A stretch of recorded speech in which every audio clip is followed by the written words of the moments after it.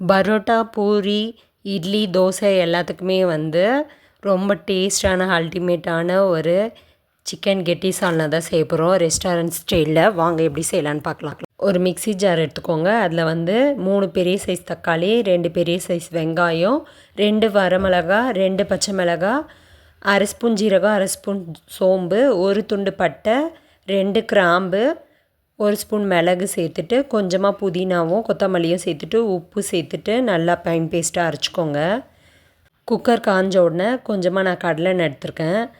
எண்ணெய் காஞ்ச உடனே பட்டை, கிராம்பு, ஏலக்காய் சேர்த்துட்டு, இஞ்சி பூண்டு பேஸ்ட்டு 2 டேபிள் ஸ்பூன் சேர்த்துட்டு, கூடவே புதினாவை சேர்த்துட்டு, அரைச்ச பேஸ்ட்டை சேர்த்துட்டு நல்லா மிக்ஸ் பண்ணிவிட்டு, எண்ணெய் பிரிஞ்சு வர ஸ்டேஜில் வந்து 1/2 ஸ்பூன் மஞ்சள் பொடி, 1/4 ஸ்பூன் ஜீரக பொடி சேர்த்துருக்கேன்.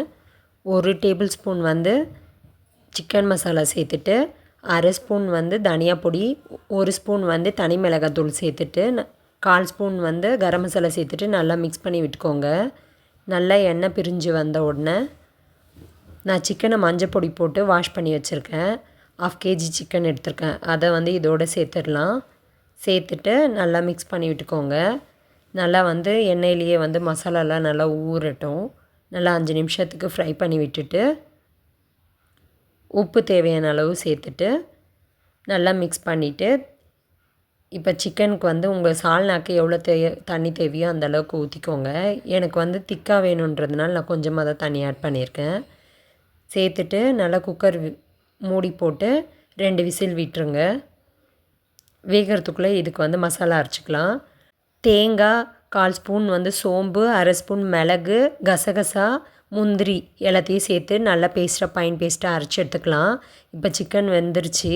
இப்போ கொதிக்க ஆரம்பித்த உடனே அரைச்ச பேஸ்ட்டை வந்து இதில் சேர்த்துட்டு கொஞ்சமாக தண்ணி விட்டு நல்லா மிக்ஸ் பண்ணி எடுத்துக்கோங்க.